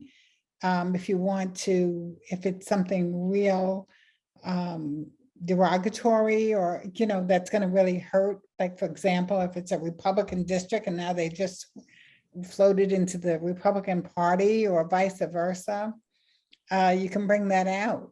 This lifelong Republican is now switched parties to become a Democrat just to be able to run. But I'll add that in like Austin, Texas, where I'm from, Travis County, we're the blueberry and the tomato soup, as they like to say in Texas. But, if somebody, they look very strongly, especially all the Democratic clubs, look at all of your voting record as who you supported and everything like that. So if you are switching just for expediency, or you've never voted in a Democratic race or you voted Republican, they will get you. And I would leave it to folks around you, your allies, to make those points. Do not, as a candidate, do it. In my race, for example, it was a heavily Latino district. And so some of the candidates were Anglo and were raised Anglo, but were half Latino, but they had never, one of them didn't have a Latino last name.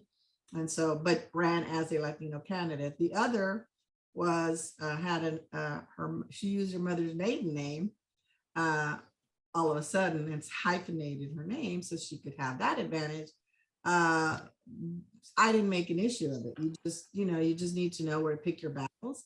That's not an important one, you just need to say, run on the issues, run what's important, and stick to your message, really. Okay, another question is, nowadays everything has become partisan. How do you strike a balance with the voters? Well, I would say you need to know what they care about. You need to know what's important to them. And as long as you're dealing with the issues, you don't have to get into the partisan nonsense, because they're not going to want to hear that either, unless they're committee people, that they're so tied into their local structure, let's say, and that it wouldn't matter what issues you were running on. They're just going to, vote by line. And that happens that happens in a lot of cases. But, if just like the DNCCC, there's state organizations also, or the RNC, there's state organizations for state candidates. And there was a question in the chat, and I actually answered it in there, but if you can do a poll, if you have the money to do a poll, you will know what is important to the constituents in that area. And that's how you would build your platform and the issues that you're going to run on, if you have the money for a poll. But if you're working with one of the political organizations, generally what happens is, at least it happens this way in New York, you raise the money to pay for the poll, and then they give that back to you in services. They will do your mail, they will design your mail. They'll help you with message. They may even send people down to work on a campaign for you. So. Great. Now here is another question, and this is from Dr. Williams again, and she wants to know, how much should you plan on having a social media budget? And how much do you plan on spending on a social media campaign? Yeah, I don't have like a hard and fast rule on it, but I will say that we're seeing that investment in digital goes a really long way, and you really can customize who you're targeting. So like I said earlier, you are really working in tandem with all of these other things. And I love the point about a poll. I think a poll is the best way to inform who you're targeting with your ads, because you want your ads usually to persuade for the bulk of your campaign, and then to get out your supporters at the end. So if your goal is to persuade, you kind of have to look at the data on how many people have voted for each party in the past, like take some inventory of those numbers, and then you can target really specifically. You can target by zip code, you can target by gender, you can target by people who like Planned Parenthood on Facebook. Like, you can do a lot with a little budget. You can obviously do more with a bigger budget. So I think it's important to just evaluate how much money you have. In North Dakota, it's a weird state, but we only have about 338,000 voters. So our digital strategy was not the bulk of our budget. We did invest in a digital comms firm who ran all the paid media. I think we did a couple ads that were just a couple $100 at first. And then as we ramped up, we had some video ads that we put a couple $1,000s into. You could spend a ton of money. I don't think you need to spend a ton of money though.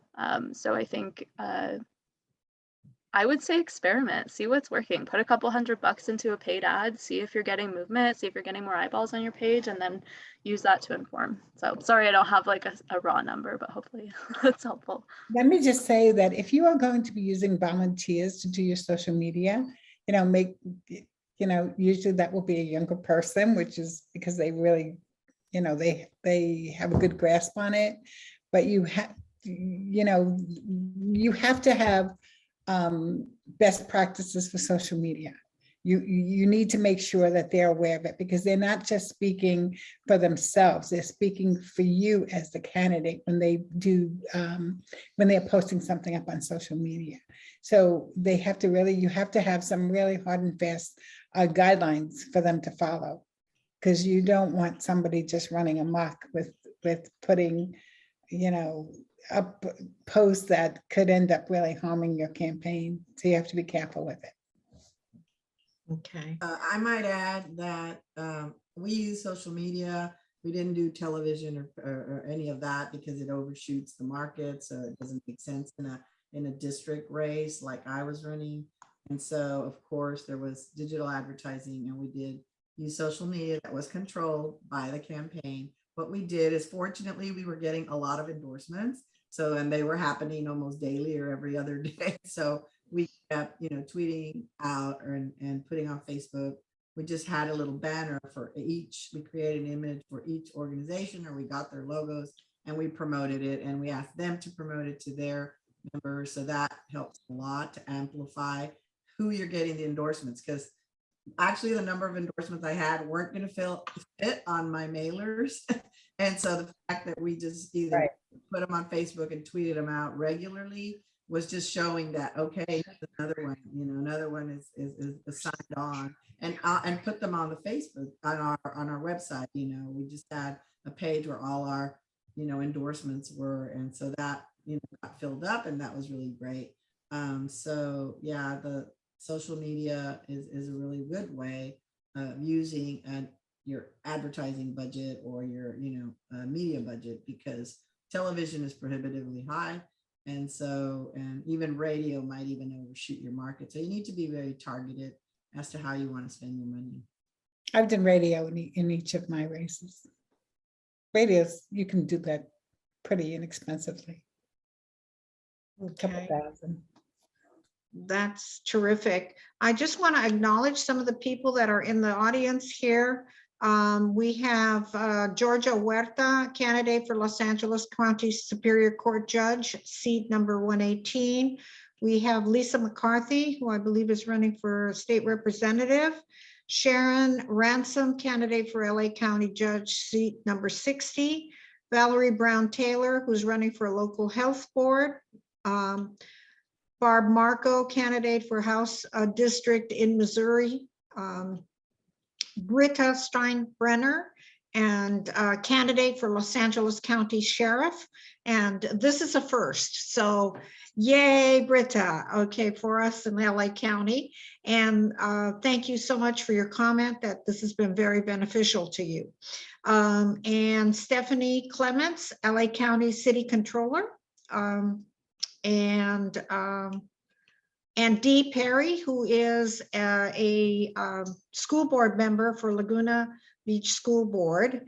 And our own Jan Perry is on, I think. And Jan Perry, candidate for Congress, CD 37 for California.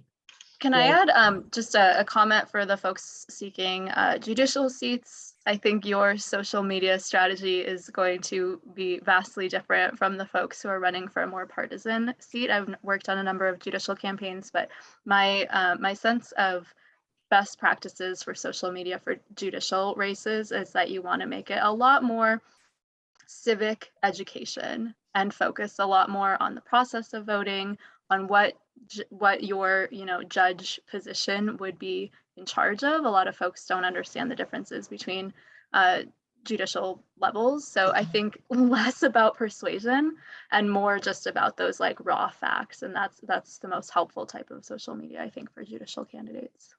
And then for judicial candidates, because we had so many judicial candidates running alongside us. And of course, there were our friends, but we do have partisan races in Texas for judges. However, you can't put out issues and you can't put comments because it's against the code of judicial conduct and what you can be caught on that. However, what you do is experience. You're right. Explain your court, you know, the responsibilities of that court, and then how your experience, you know, and your empathy and your you know, your qualifications match that particular issue. And then some of the courts, you know, would be the first time we're ever going to have an LGBTQA judge in a particular court. So I think those kinds of things are great. It's more about qualifications and who you are than it is necessarily on the issues and partisan attacks, or not attacks, but partisan messages. Melissa, I don't know if you saw this answer in the Q&A. It's when do you disable or take down your social media? For me, I take it down right after my campaign, after I put my thank yous up, because my term is 4 years. It's a lot of work to keep up with that Facebook account. So I just take it down very shortly after my election is over. But what do you think, Melissa? I agree. I wouldn't invest too much time in maintaining it. You can always just leave it up. I've noticed, when you look at like the page views right after the election, they drop whether you've won or lost. So you can just keep it there also. Remember, people might screenshot things that you promised and bring them up during your tenure if you won. And it also, I think, depends if you're going to run again. You don't want to start from scratch in 4 years. So if you have the ability to just kind of leave it status quo, and then next time around you update it and make it a big splash. But that's my tendency. On Facebook, I just unpublish it and then Right. publish it again when we're ready to go again. Yeah, absolutely. And a lot of folks, if they win, transfer it to an official page, right? So that it's not confusing which one you're following and how to contact that person and that kind of stuff. And again, other people, Fernanda Beretta, Superior Court Judge No. 67, just want to acknowledge them. And of course, our very own Betty Lou, Esquire. She is the president of Torrance Unified School Board. And she's running for re-election also. So again, we want to say thank you very much to everyone. Is there any other questions? There is a question. Somebody has a hand up. Minda Wilson, could allow? Yeah, go ahead. Go ahead, Minda, you can speak. I just wanted to know what a budget should be for a social media campaign, and how it, and thoughts about how it might be allocated. Go ahead, Melissa, you take that. Yeah, so we were just talking about this a little bit, and in my experience, it depends if you want to go all out and hire a consultant who's going to run your paid digital. I think that runs several $1,000s. It likely depends on the type of race. For our race, I think we got a deal and it was like $7,500 maybe for the whole campaign, but all they consulted on was just the paid digital. And so everything else was up to us. And then as far as the budget for sponsored ads and that kind of content, my suggestion earlier was to just put a couple $100 into an ad and kind of like get a baseline of how many views you're getting, how many people are liking your page as a result of that. See it, like if that couple $100 really made an impact, and then build from there and be strategic about when you're publishing those paid posts. If you only have like $1,000 that you can spend during the whole campaign, my sense would be to wait until nearer to the end, but not the very end, so that you're not dealing with all the other sponsored ads. Like you can do it, you can time it so that you're a little bit before that big influx at the end. Put that $1,000 into that last push.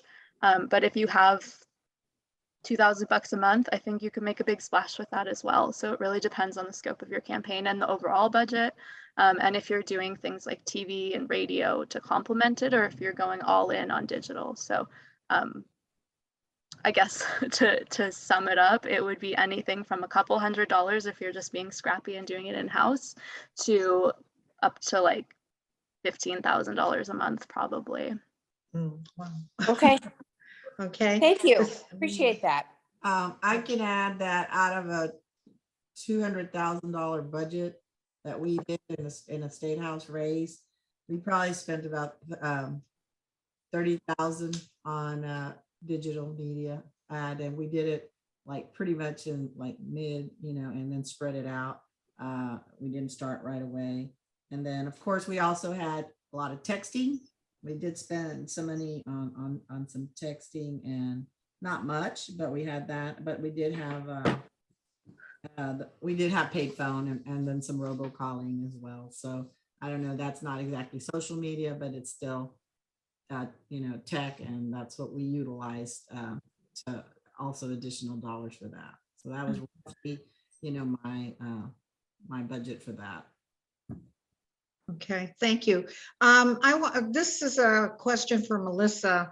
Melissa, toward the, first of all, in California, we do a lot of our voting by mail, and we do it very, they drop the ballots usually about almost 6 weeks before. So a lot of people have already voted by the time it's election day. How would you begin to temper your social media strategy that would really flow into that pattern and that time line? And what kind of messages should be, indicated just before a mail ballot hits? Yeah, good point. I've worked in a number of vote by mail states, and typically how we do it is about maybe, well, it depends on your voter registration rules, but I think the more civic education you can impart into your social media posts, the better. So if people have a deadline for registering to get their ballot, make sure that you are on top of that on your social media, encouraging them to request their ballot, put out a little infographic with your dates and how to do those things, put the link up there, anything you can do to make it as simple as possible for folks to register to vote, to make sure they're getting it. And then I would say maybe like 2 weeks before ballots are going out, post a reminder, ballots go out in 2 weeks. Best practice is always to return it right away. I wouldn't tell the voter that's best practice, but I would encourage them to vote right away. Just put a lot of like voter education in there right around the time that the ballots are being mailed out. And then I would say for the first few weeks that ballots are out. When you're down to crunch time and they're running out of time, again, post some reminders that they need to be mailing it. Make sure that you are giving them the resources of where to go if they haven't gotten their ballot yet. And then we kind of just have fun for the last few days, right? Like when it's too late really, and people either have voted or they haven't, like post what your candidate's doing, post something uplifting, post what they're most looking forward to getting to work to do. But I would stop your paid ads just a few days before the election and not invest any more money into it at that point. Okay. All right. Thank you very much. Okay. Any more questions from anybody? This is a wonderful, wonderful opportunity here to speak to these wonderful professionals, and they are grassroots. And that is what our organization is all about. So we are very, very proud to showcase these grassroots women who have made change. Any other questions? Okay, thank you very much to our speakers who have given us their wisdom and their years of running campaigns, of being elected officials, of winning primaries. Each one has given us an insight into each one of their actual strategies and some of their experiences within positive and negative experiences that they have encountered during their campaigns. I just want to say, as president of National Women's Political Caucus South Bay and as the National Vice President of Diversity, it is an honor to serve with these ladies and all of them. And as we keep on meeting new women and keep on meeting new women that are running for office, we really, really know that we really need, and we are the change that you want to see in the world. So thank you very much. Please join National Women's Political Caucus. You can go online and join the National Women's Political Caucus at nwpc.org. And if you are local, Los Angeles area, you can join NWPC South Bay. So please join us, and we are very happy to have everybody. And thank you for everything that our committee and our panelists have done to make women the premier. And we are going to be 50-50 of the legislature in Congress and the Senate. That's our goal. Thank you very much. Bye-bye. Bye.